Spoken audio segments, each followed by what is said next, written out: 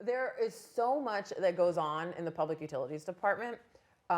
We've got a lot to talk about. So first I want to start, in government we love acronyms. We've got public utilities, we've got HRSD, we've got HRUBS. Can you help us explain all these little aspects of your water and sewer service? Sure. So we in the city of Chesapeake, we provide two services. We provide water, we bring it from a river, bring it from underground, bring it from a lake, whatever, and we clean it to where it meets all the federal standards, and we serve it to our customers through pipes, through their faucet. We also take their wastewater when they flush the toilet, take a shower, run it down the sink, and we take that wastewater away. Our part of the wastewater business is we collect it from all the people's homes and businesses. It runs through our pump stations most of the time, and then we send it to Hampton Road Sanitation District, HRSD. Okay. The Hampton Road Sanitation District is responsible for large, kind of like the interstate highways of the sewer system, the large pipes that run through all of Hampton Roads, and those large pipes take the wastewater to their treatment plants where they treat it. So they transport it on the big roads and treat it at the treatment plants, and then they make it safe to return that water to the environment. Okay. So that's the physical aspect of water and wastewater, the two city portions, and then the wastewater, the HRSD portion. When it comes to billing, we share one bill with HRSD.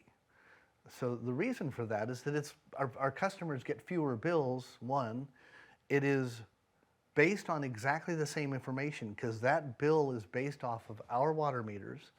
We don't have any sewer meters that meter just sewer.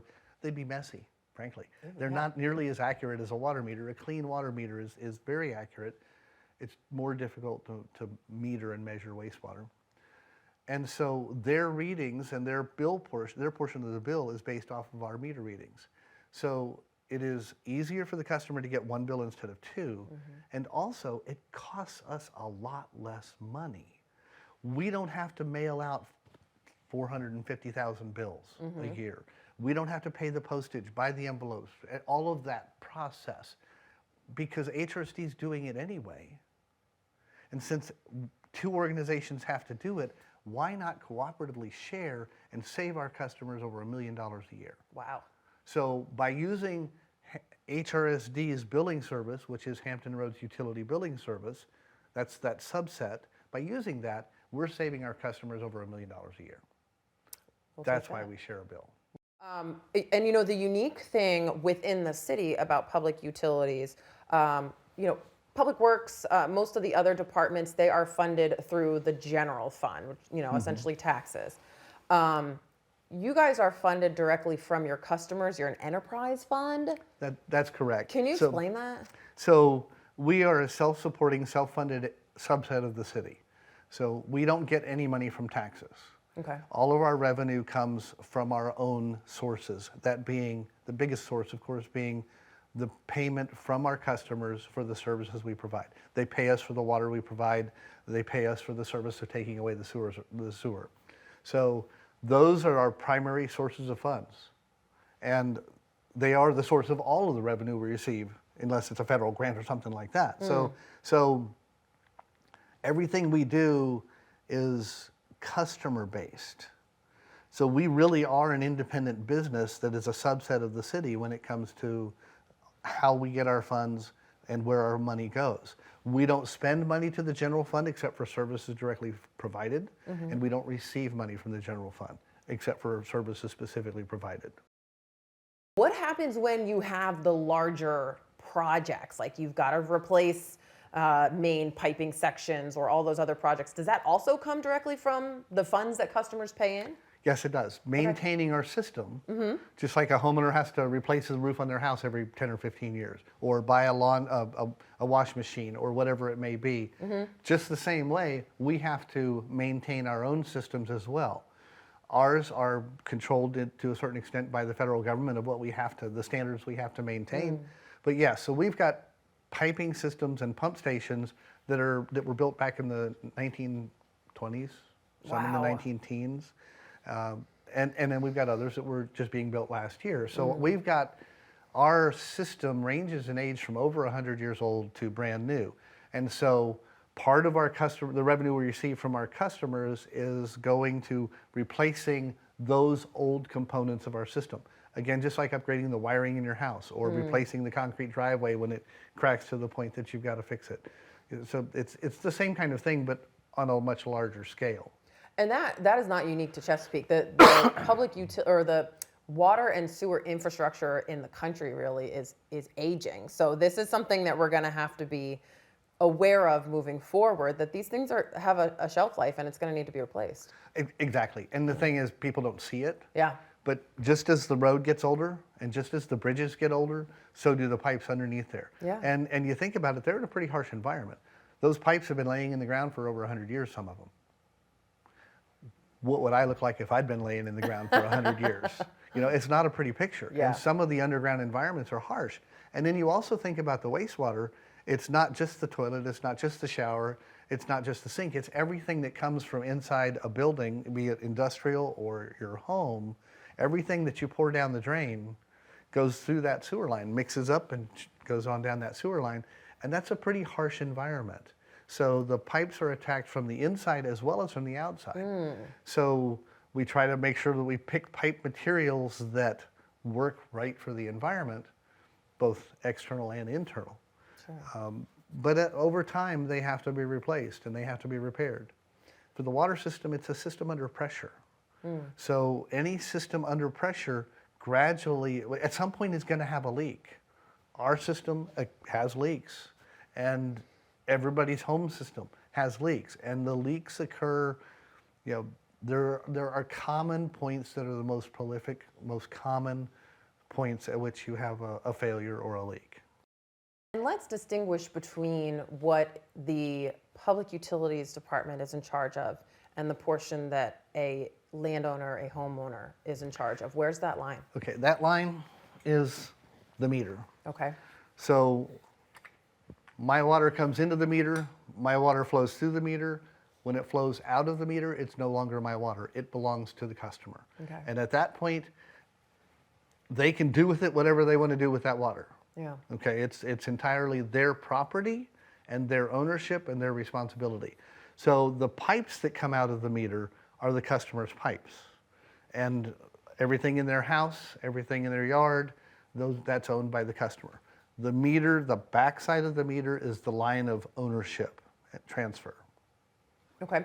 And we'll find a picture of some of them and put that up so people can see, because really once you are whether you own the property or if you're renting, depending on how that works, it's important to know where these are in your yard, you know. Right. So go out there and look for them. I have found mine. We can show some pictures of that, because that like you said, that is the marker. You know, everything after that is something you as a homeowner really gotta take a look for. Talk to me about the billing process. We have a better understanding about what is on the bill, but what's the process? How often do we bill? Tell me about that. Okay, so we're going to talk just residential, because residential Perfect. and commercial are handled differently. Okay. For residential, we bill roughly every 60 days.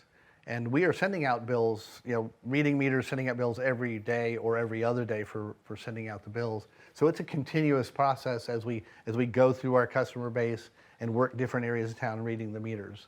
So roughly every 60 days, and I say roughly because we have weekends, we have holidays, we have snow, we have real cold, we have guys that get sick with COVID, we have people that come and go, like any employee base. Sure. So it's not always exactly 60 days, but we try to keep it right around the 60-day time frame. That way our bills can generally be consistent. And if something comes up strange, either low or high, then we can catch it as soon as we possibly can. Because again, that's in our customer's best interest to do that. We want to catch anomalies as fast as we can. So what happens? The process. Meter reader goes out, lifts up the lid, and when a meter reader reads a meter, he just lifts that lid up as minimal as possible to read the meter, because he's reading 300 meters a day. Wow. If you think about it, in an 8-hour day, reading 300 meters, plus he's got to drive to where his route is and then drive back to the office, download the information, So he's only on a property less than a minute. They average less than a minute on a property to read the meter. So they walk on, they pop the lid. They don't pick the lid up and put it off to the side. They just lift it up at an angle, look down inside. If the meter has a lid on it like this one does, they'll open this lid. They'll typically run their knuckle, and I actually just did this on a customer's meter last week. Run their knuckle across where the readings are, Okay. read the number, enter the number into a small handheld, kind of like a tablet. Close it. They often don't close this. I kind of wish they would, but it takes more time. They often don't close that. They're trying to be But efficient. they're trying to be as efficient as they can. Yeah. Close the cast iron lid, and again, it's not a lot of closing because it's not all the way open. It's not flopped off to the side. It's just lay it back down, Yeah.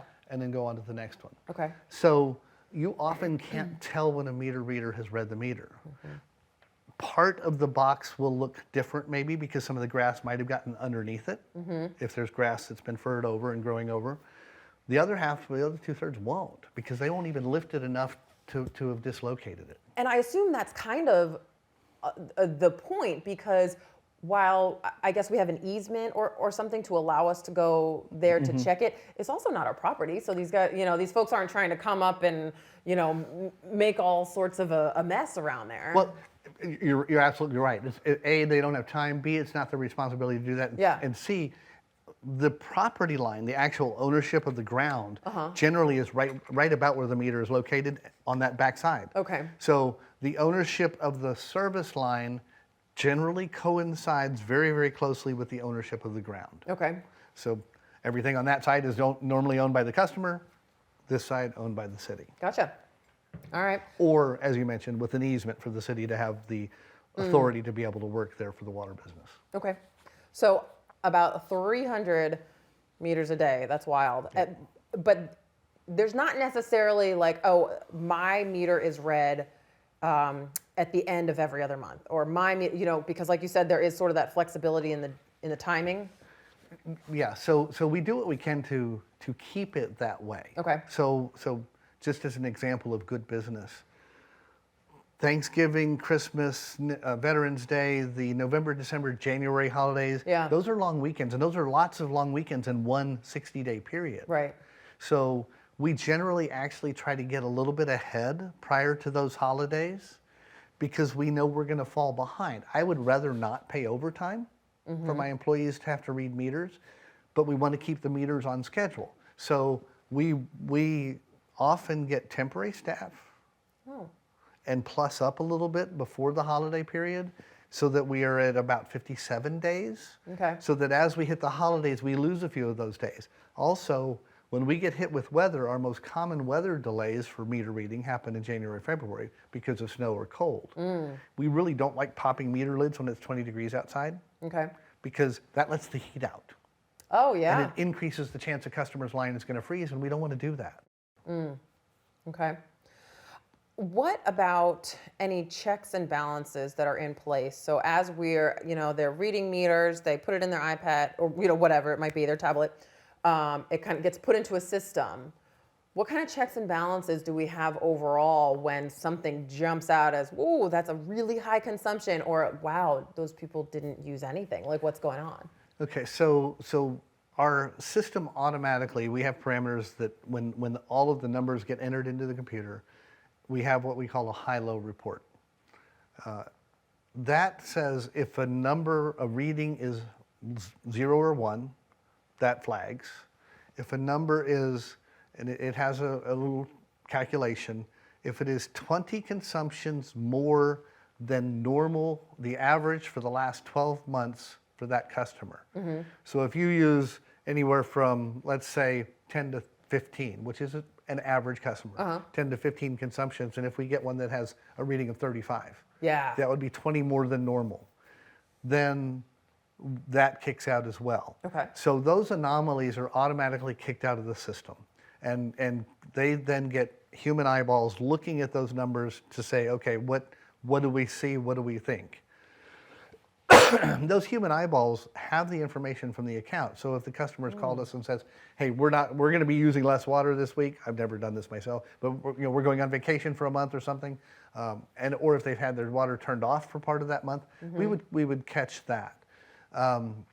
Also, we've had some customers that have swimming pools and that drain part of the pool down over the winter and then fill it back up in the spring. If they do that on a normal basis, then we're not going to be alarmed, and we're not going to alarm them by sending them a letter if we see it's normal for that customer. We have some customers that are have irrigation systems hooked to our water system. And so if we see, again, the pattern that in the summertime they're using more water and it appears to be a lot more than usual, because an irrigation system may use twice, they may cause water consumption to double. Wow. Then we see that pattern and we don't call them because it's matching their normal usage pattern. Okay. If it doesn't match their normal usage, and again, that's human eyeballs, human brain engaged with their bill, if it doesn't match the normal consumption, then we automatically trigger what we call a tab reread. It is those that we don't know why it's different, and then we go out and reread the meter with a supervisor. Okay. It's not a standard meter reader, it's a much more experienced, who's moved up into a meter mechanic mode is what we call them, and they're a supervisor that goes out and then rereads the meter. Okay. So we have this person out there verifying, yes, this is a much higher consumption. What happens next? Okay, so we go out and we reread the meter and we confirm that it is in fact higher consumption. We go back and then we generate a letter that goes to the customer. Okay. And so we send them that letter and then we process the bill normally. Now, it might be a couple, 3, 4 days late because we allowed the extra time. We pull those high consumption bills from the normal batch so that everything else goes out on time. We pull them in order to allow enough time to get our mechanics out to reread the meter. Now, rereads are caused by a variety of things. It can be that, for example, and these are all things I've seen, we can't find the meter because there was a Christmas tree put on top of the box. Ah, okay, sure. And we're not normally in the business of moving people's Christmas trees. Yeah. Or a pile of wood, scrap wood, trash, whatever, that can happen. Yeah. If we have snow, it's hard to find a meter under the snow. So we're just not very effective that way. Sometimes if it's really, really wet, condensation will build up inside the meter. And so then that will trigger a reread if you can't read the meter because of the condensation. If we've had a lot of rain in an area and those meters are underwater, we actually have a way, and I'll bring a sight glass sometime and we'll look at how that works. Okay. But you can read a meter underwater just by taking a clear tube, putting it right down on the face of the glass, and you can read through it. Oh, that's cool. So, Yeah. And we've used that everywhere I've ever been. We've used sight glasses. Okay. So we can read meters that are underwater. So there's a variety of reasons. If there's a car parked on top of it or whatever it may be, there's a variety of reasons we may not be able to read a meter. But those anomalies, those kickouts, range anywhere from 1.5% to 4% Wow. of the meter readings that we do. Every billing cycle, that's it? Wow. Going back over the last 6 years, it's never exceeded 4.1%. Okay. Okay. So those don't happen very often. They happen let me rephrase that. They happen all the time, but it's a very, very, very low percentage that it happens to. Okay. All right. All right. So I've received this letter. My bill's going to be very high. I have an unusually high consumption. What sort of things can the department offer me if, I see this huge bill and I'm thinking I cannot pay this? What happens then? The first thing to do is call us. Okay. Let's talk. Let's engage. Because something's caused it. The water has gone through the meter. Something has caused the consumption to be high. So let's talk first of all. Our meter mechanics will go out there and we often at that point engage with the customer. We will put that meter mechanic, if he sees that it appears there's a leak, we'll put a door hanger on the door to notify the customer right away. And we'll put the dye tablets for to check a toilet leak. We'll put that there with that door hanger so that customers have a tool that they can check the most common type of leak, the toilet leak, at that moment. But communicate with us. We can't check the customer's plumbing. It's private property, it's trespassing, it's not our business. It is outside of our charter to do that. We provide water to the meter and through the meter, but we can talk to the customer, and our guys know a lot of the things about the business, and so sometimes we can help. Customers can. That's the point where a customer gets notified that there's a potential for a problem or there is a problem. Okay. And we're happy to engage with our customers. So let's say we find that in fact there is a high bill. We have an adjustment policy where, and it's available online. It's available, and we have our new website now. It's available. If you call us, you can get it. If you email us, you can get it, and we can work through processing an adjustment if it's appropriate. And what happens with an adjustment? We have several different types. We have one that is a repaired leak adjustment. So if you can show some kind of documentation that you actually fixed a leak, photographs, receipts, plumber's receipts, flapper receipts, because the most common point of any house plumbing to fail is the toilet flapper. And receipts for those, and we will process a leak adjustment, but we want to wait long enough to make sure it solved the problem. So we don't process the adjustment until we go back and do a reread and the consumption has gone back down to normal. Okay, so if there is a leak and we find it, we fix it, we can submit for an adjustment, only once every what? One every 3 years. One every 3 years, if we can prove that we made the fix. What if I have no idea, I don't know what happened? So we have an adjustment also, and this is something I never saw when I worked in the Midwest. It was called an unidentified water loss adjustment. We allow one of those every 10 years, and it's for, I have no idea what happened.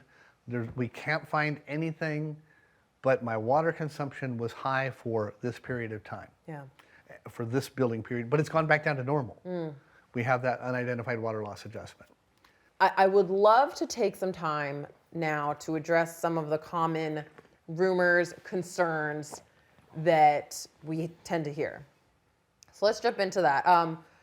My meter is old, so that's why it's reading high. So first, we are happy to test a water meter. We test water meters pretty regularly. And so if a customer wants us to test a water meter, we're happy to do so. Okay. There is an ordinance that specifies what the rules are. And so we require that the customer pay $25 to cover the costs of the test, because we have to send somebody out, pull the meter out, put a temporary meter in, take it back to the operations center, put it in the test bench, test it, and then take it back out. So if the meter tests within AWWA standards, then we charge the customer that $25 and we put the meter back in the ground. Because there's essentially nothing wrong with the meter. Because there's nothing wrong with the meter. Okay. If it's working normally, then we put it back in the ground and we charge the $25. Okay. If the meter is outside of the tolerances, we give that $25 back to the customer, and there's no charge because the meter's out of tolerance, it's out of standards. So we are happy to test meters. It's covered by our ordinance.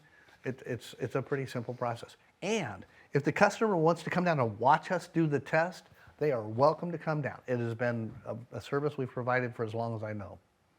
So if they want to come watch the test, they're welcome too. We're happy to have them there. Okay. Because the more our customers know about our business, the better off we all are. So a meter, it takes physical force of the water moving through the meter for this meter to turn. There's nothing else that can cause this meter to turn when it's sitting in the ground in a meter box with a pipe on both ends. The only thing that causes that to happen is water flowing through the meter. It takes force and energy. So that's why I'm confident every time that if the dial is spinning, water has flowed through the meter. So when this hardware wears out, the water tends to escape by it just a little bit as it wears, normal wear and tear. So an old meter reads low every time. Which means you are essentially getting more water than you're paying for. Yes.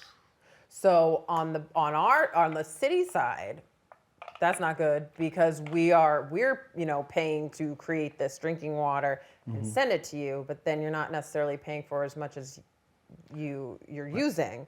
Correct. Yeah, so that might not turn out exactly the way you assume it might. So you're saying literally the physics of this meter is that it requires the force. So you turn on the faucet on the one side, that allows the water to go through. That little thing wiggles, and that makes the dial go. That's but correct. when things wear out in there, that thing does not want to wiggle as much, but it'll still let your water through. That's correct. Okay. All right. What would happen if I do have one of those old ones? It is reading low, and it gets replaced, and now all of a sudden, what's my bill going to look like? Your bill will be a little bit higher. Okay. Generally, 2 to 4%. Okay. So not a lot, but your bill will generally be a little bit higher Because it's reading accurately. because at this it's point. reading more accurately. What about the lifespan of the pipes leading up to it? Now I understand the pipes from that to the house are not the city's pipes; those are your pipes. But if we're putting in this new meter and connecting it to pipes that are possibly old as well, does that ever affect things? That only affects things if there is a leak in the pipes there where that connection occurs. Okay. Those do happen occasionally. Sometimes they happen if we change out a meter. Sometimes they just happen. If you play, the more you play with it, the more likely you are to cause a problem. So we Okay. tend to not want to play with things unless we have to. But the pipes don't specifically change the volume of water that goes through the meter. Are the pipes prone to having leaks? Well, anything buried in the ground is going to be affected by the ground. Anything under pressure will eventually have a leak. Okay. And so those pipes can have leaks. We generally use either polyethylene tubing or copper tubing for our pipes. But again, different conditions cause different pipes to fail differently. So, but if there's a leak on our side of the pipe or our side of the meter, that doesn't cause water to go through the meter, so it doesn't affect the customer's bill. That's right. Anything that happens in our system on our side doesn't push more water through the meter because it has to come out on the customer side for it to go through the meter. Okay. There has to be an escape point for the water. Okay. And that would be on the customer side of the meter. Work on our side does not have an effect on that bill. And so that actually leads great into another thing that we're hearing. There's utility work going on in my neighborhood, or even there's electrical work going on somewhere.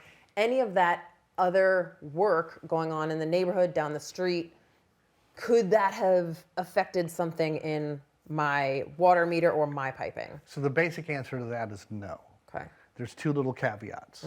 One is if they have used the water from your house, which they don't do because that's theft and it's trespassing. But if they turn the water on from your house, then that could cause it. But again, that's going through your house plumbing, through the meter, through the house plumbing to the spigot. The other possibility, and this rarely happens, but it does occasionally, is that the other utilities, and most common honestly would be a directional driller, when they're directionally drilling in cable or cable lines or something like that, gas lines as an example. If they hit your water line, they can cause a leak on your side of the line. Or if they're doing that work on the city side of the meter, then they can cause leaks in our lines as well. If it's on our side, again, that water wouldn't have gone through the meter, so it doesn't affect the customer's bill. If it happens on the customer's side, then it could possibly cause a leak in the customer system. That happens occasionally. It's not very often because the water service line is generally much shallower than what they will be directional drilling. So they're almost always underneath that. And very rarely do we see deep customer service lines in the city. So it's a very, very, very, very rare occurrence when a directional driller will hit a customer's line. But when you have 70,000 customer service lines, very, very, very rare does occasionally occur. So that's interesting that you say that the lines are shallow. The end of this meter, like these are small pipes coming from the meter into my house. Could I or a landscaper or whatever, if I'm digging a garden, or could I shake up the ground enough or pierce it in a way that could cause a leak on my side? I'm thinking about being out in the summer and messing around in the yard. How careful do we have to be? Well, yes, you could. You absolutely could. Okay. If you are putting in, say, if you have a drainage problem in your yard and you're putting in drainage pipe, then you will almost certainly dig deep enough to where you can hit the water line. Okay. Or if you are generally not working on sewer, because generally water and sewer lines don't cross, but if you're planting a tree, if you dig a 14-inch deep hole to plant a tree, then you are going to be as deep as your water service line, and it is possible. You don't want to plant a tree on top of your pipes, either Right. water or sewer. But if you don't know where they are, if you're planting shrubs up by the house and just don't realize where it goes into the house, then it is possible you could hit your own water service line. You got to be careful with everything you do. Yes, you do. Yeah, and I have to imagine, thinking about Chesapeake, like, gosh, our soil conditions have got to be tough for any underground utility. So I break something, or my pipes just start slowly leaking. I've got a leak wherever. We're like a sandy soil. I have to imagine that's going to go down and disappear. So yes. So Chesapeake has some unique challenges that way because our water table is so shallow, and seasonally it's often within just a couple feet of the ground, at typically rarely more than 3 or 4, and the soil is very, very sandy. So if you have a small leak or a medium leak on your yard line or even under your house, that water will often never surface. It will dissipate because it flows very readily through the sand, and then it just melds in with the groundwater. And so places that are soft when it rains are going to be soft. I was walking in a customer's yard last week, and they had a high water bill. And as I walked through their yard and walked out on the street, I left footprints as I walked all the way across the street. Yeah. Because their yard was very, very soggy. Now, I also looked at their meter, and I did not see the triangle spinning. I did not see signs of a leak at that moment. But recognizing that I have to always say at that moment, I did not see signs of a leak. I didn't stand there and stare at their meter for 30 minutes. I looked at it for 30 seconds. Let's jump into that real quick. The triangle on the meter flows when, or turns when water is flowing through the meter. I turn off everything in my house. Nobody's flushing a toilet. The sink isn't on. I'm not doing, the dishwasher, the washing machine. But I'm looking at my meter, and every once in a while, that triangle turns. What could be happening? So there's several things. Most commonly in that case, if that triangle moves, and it may not be a constant spin, it may be a tick, and then wait 15 or 20 seconds. I had one of these on my own house one time. Tick. And I went, oh, weird. Tick. And so you've got to watch it for a period of time. One of my supervisors was out with a customer not too long ago and had that exact experience. The customer had said, well, we're sure we don't have a leak. As they were standing there talking, they had left the meter box open, and they saw it go tick, tick. And it was seconds between, tens of seconds between between rotations. And so, in fact, water was going into the house. This isn't a leak detector. We call it, the correct term is a flow detector, because it moves if there is flow through the meter. Now, some things happen in a house that are not manually operated by the owner. Ice machines. And the ice that comes out into the box will gradually, over time, will settle and will dissolve away. Actually, it evaporates away a little bit. And so that ice detector, that ice machine, will make ice at different times, and it will engage the water into the ice machine automatically. So sometimes you get a water, and it's your ice machine. Okay. Okay. It can also be if you have a humidifier or a steamer. Other things that use water can automatically come on without a person turning a knob or flushing a valve. Okay. Some pools have an auto refill device. So if it gets to a certain level, they'll just turn on. Some pools will have an auto flush device, not very many at residential level, where it will automatically clean the filter, and that'll use water. That's not common in residential, but there may be some in the city that do that.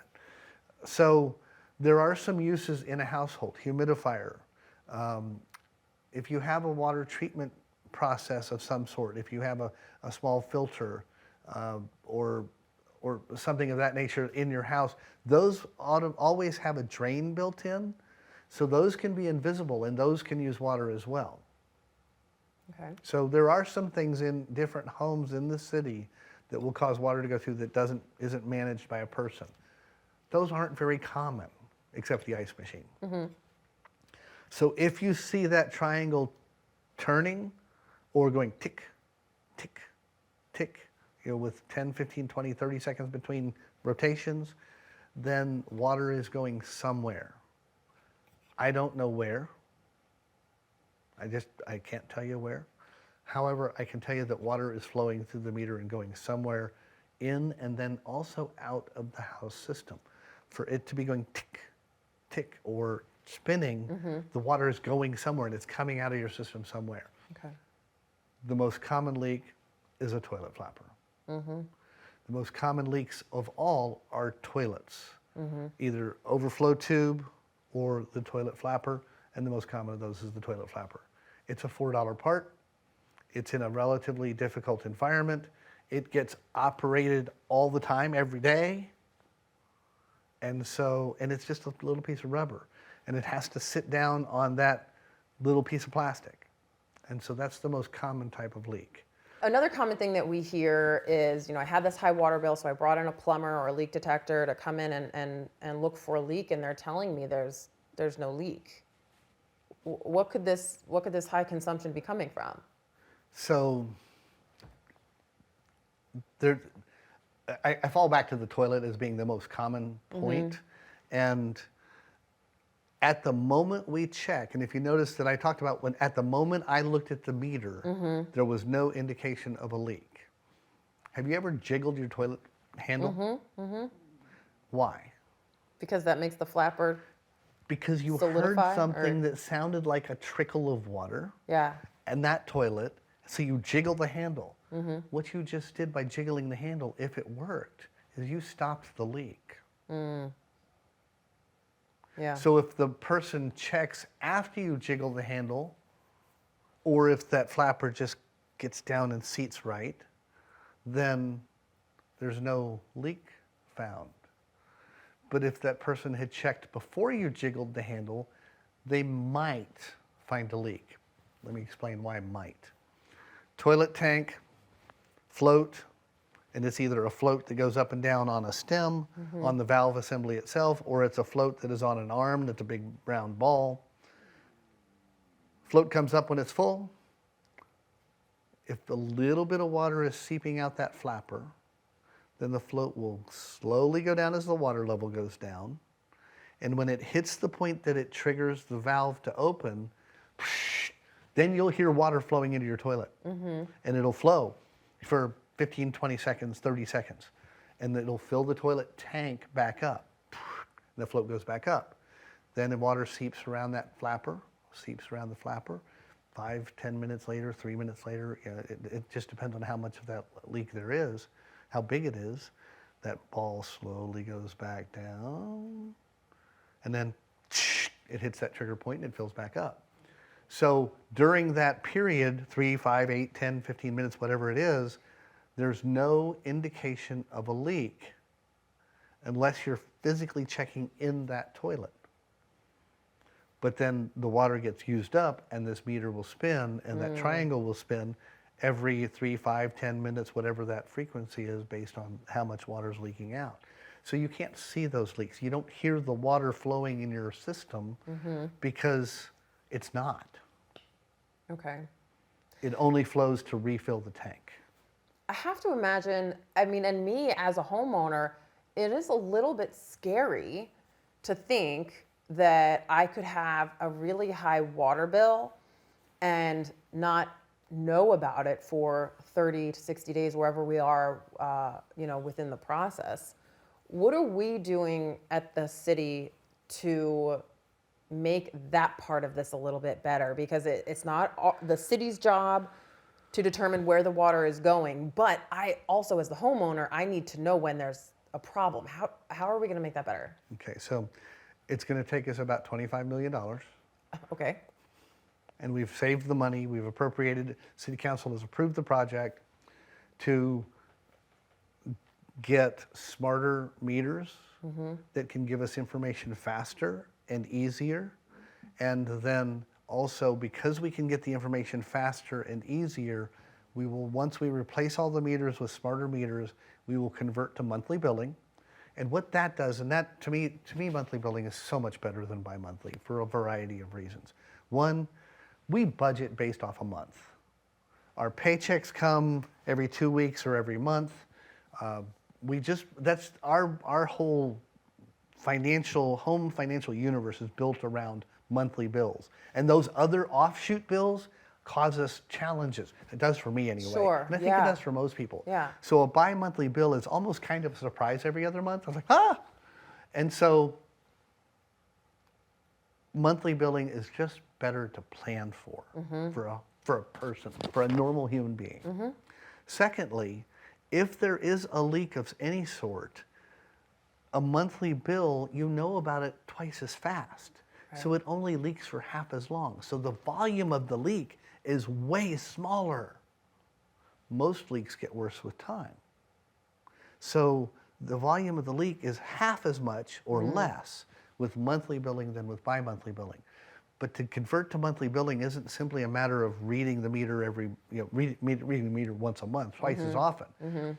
It involves that too. So we're now reading 1 million meters a year rather than 430,000 residential meters, which is about what we read now in a year. Yeah, we read a lot of meters. Wow. Or we read a lot of meters a lot of times. Yes. We average about 430 to 440,000 meter reads a year right now. Wow. So it also involves the entire process. We have twice as much data. We have twice as much frequency of sending out bills, of processing that information, twice as much computer time to get that done.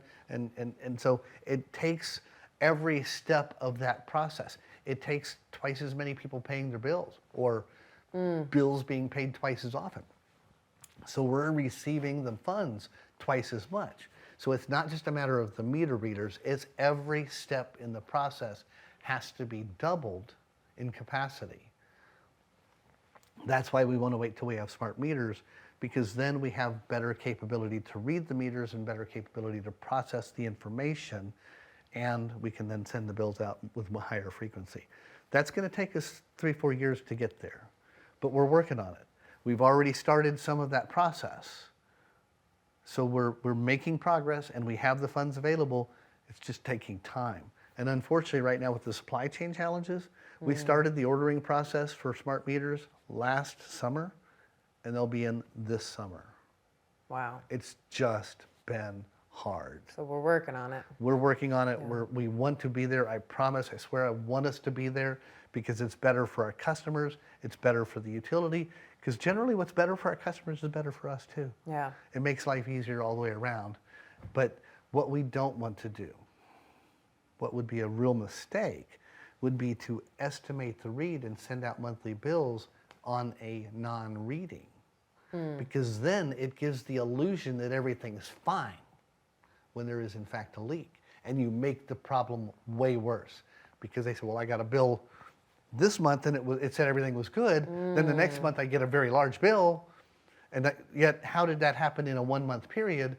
Well, if you estimate the reading in the middle, you don't know if it's right or not, so you don't catch that leak. So it would be a mistake to go to an estimated read in the middle to give out monthly billing. That would create the illusion that things are good when in fact they may not be. Do you ever have to estimate reads? There are times when we have to estimate reads. It doesn't happen very often. We always go back and try to do a reread, but if the conditions are such that we can't read the meter, and the reasons would be, normally when there's condensation in the meter, it's because it's rained recently, or the water table has been really high at that location, because we have some areas that tidal, that flood a little bit from tides. So we try to read those when the tide is down, or go back and reread them when things are drier. And so if there's a meter that always has condensation in it and you never can read it, then we replace the meter. If there's a meter that, say, the glass is scratched or something's happening and you can't read it, then we replace the meter. So we can read all of our meters almost all of the time. We have less than a 1%, it's probably closer to about a 0.3% estimate rate. Wow. And we always try multiple times to read that meter. If you do have to estimate it, it does eventually, once you get the actual read, kind of come out in the wash because of the. Can you call it an odometer? Is that what it is? It's not exactly an odometer, but Okay. it's the exact same type mechanism. So with your car odometer, it doesn't move if the car is not moving. It moves when the car moves.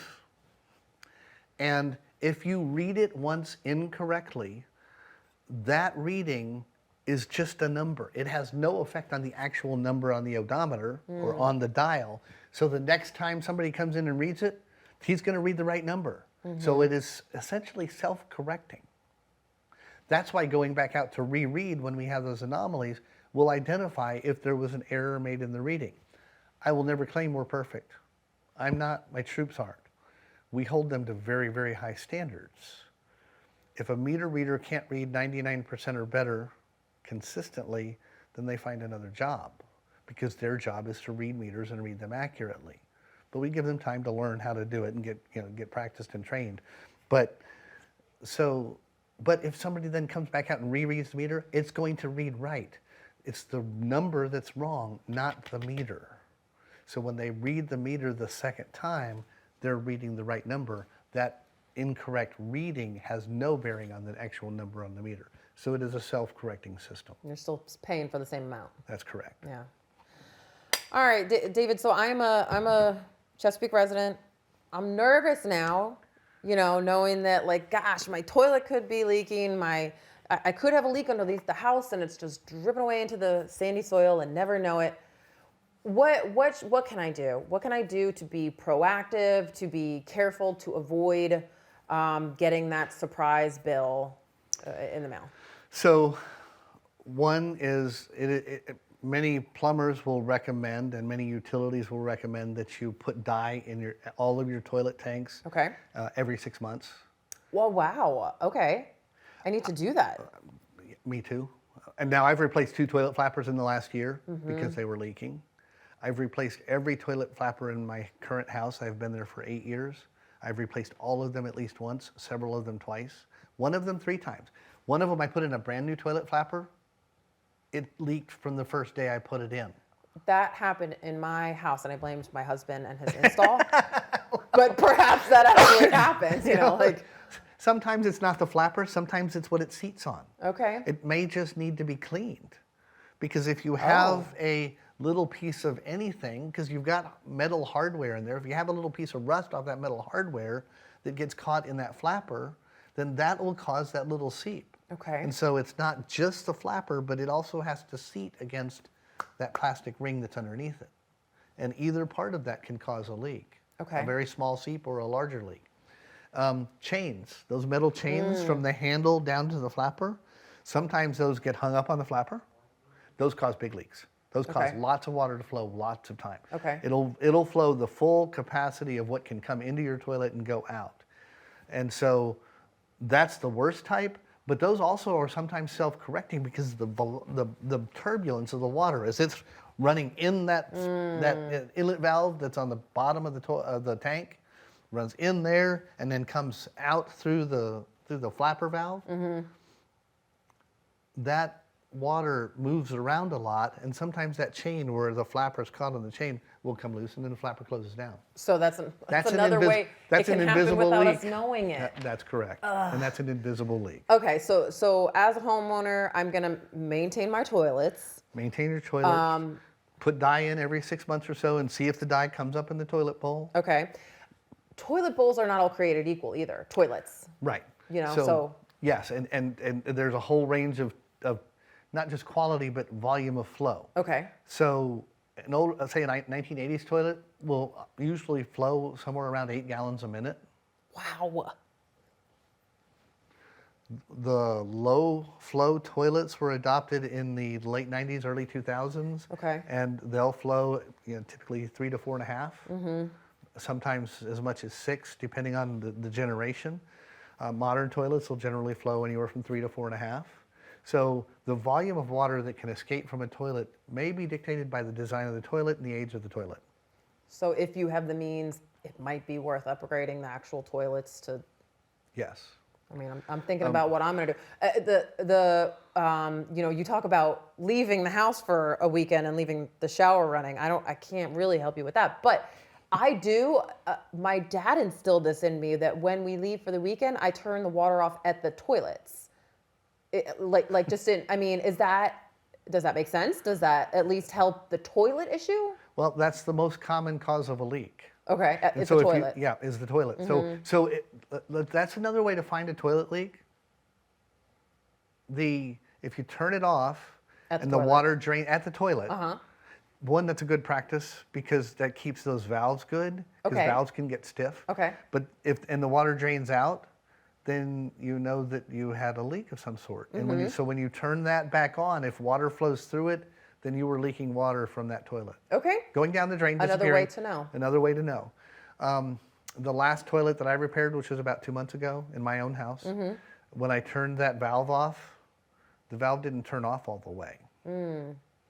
So that meant laying on my back on my bathroom floor in the upstairs bathroom was not very pleasant because the water continued to flow. It was a small volume, but when it's splashing down in your face, it's still annoying. Sure. And it makes it hard to work. Yeah. And so it's good to exercise those valves. Otherwise, they may not close all the way. Okay, when you really need them to. When you really need them. And most of us, including me, I do not do that very well. Okay.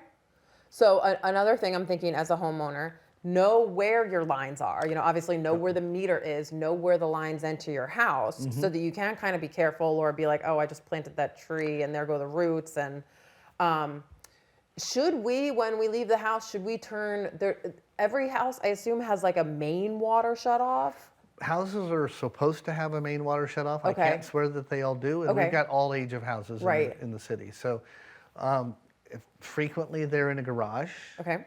Sometimes they're underground, just outside the wall of the house. Most of the time, that valve will look like the same type of round knob that your hose bib has. I think that's where mine is. Mine's right out. I have water meter, pipe, house, and it's like right at the house, at the end of the house there. So when we leave for any extended period of time, should we be turning the water off at the house? Honestly, I have never done that. Okay. So it's something you can do.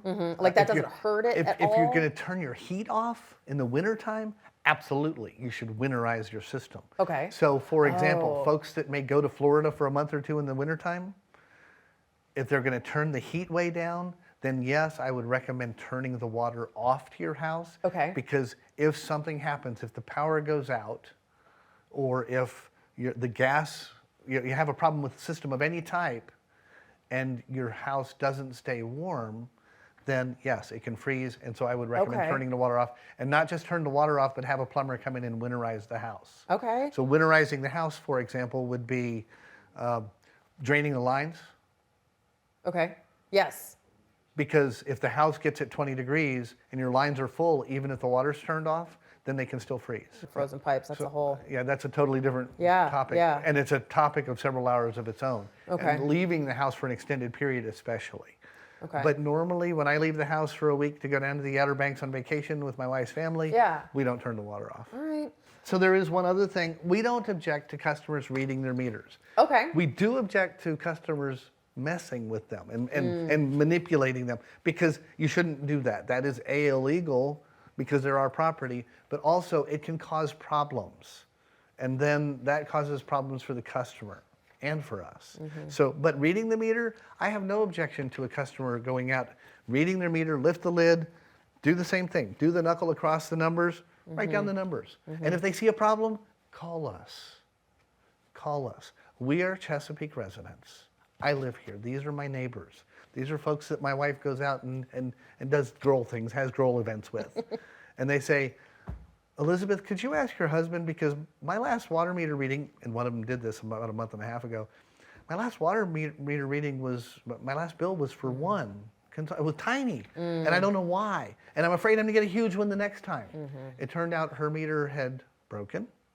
It was no longer reading anything. Broken meter, red low. Broken meter, red low, and so we had to replace her meter. We thanked her very kindly.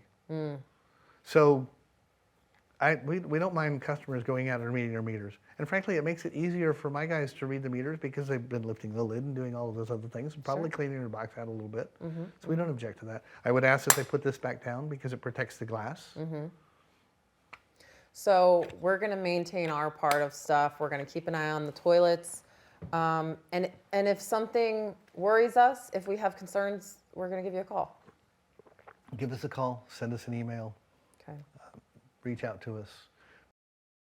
So many things to consider. David, thank you so much for providing so My much pleasure. information. We're going to keep chatting, and there's a lot more to learn, but this was great. Thank you. My pleasure.